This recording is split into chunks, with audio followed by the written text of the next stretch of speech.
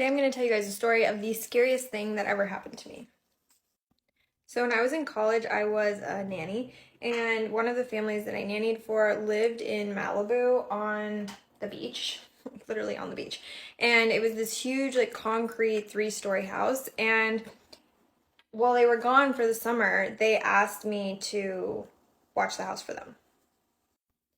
So I was staying there for a couple weeks, and one of my friends was staying with me one of the weekends, and in the middle of the night she wakes me up and she's like, "Did you hear that?" And my first reaction, of course, is it's nothing, and I'm like, "No, it's probably like the pipes or something."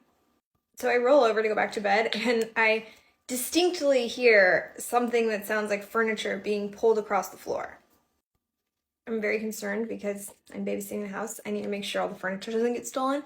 So I go outside. It's like 2 or 3 a.m. I go outside the room, and there's this big stone spiral staircase, and I'm walking towards it, and right before I'm about to go up the staircase, I hear steps coming across the tile floor and starting to come down the stairs. So now I'm 100% sure that there is definitely somebody in the house, and I know it's not the family because I talk to them every day. So I go back into the room, and I'm like, yeah, there's definitely somebody up there. So we have a dog staying in the room with us. That's one of the reasons I was watching the house, was to babysit the dog. And so we shut the door, lock the door. We're literally freaking out. And in this house, because we were in the basement, there's no cell phone service.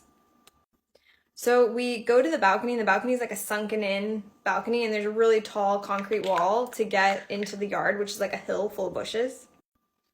I'm pretty short and not crazy athletic. So my friend literally gets down on her hands and knees, and I climb on her back, and I can barely reach the top of the wall, and she like throws me over the wall, and I land in the bushes. And then I turn around, and I literally had to drag her over the wall. Luckily, she's tall and could jump.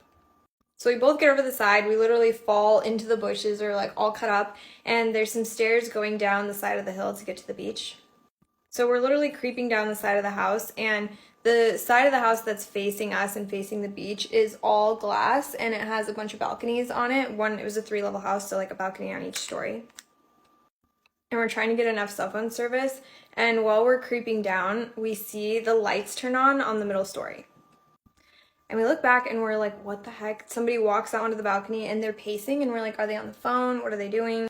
We finally get service, and I don't know why, we call the family. We don't call like 911. We call the family that we're house sitting for. And literally right when they answer, like, we can see the people walking on the balcony, and they're sweeping the balcony.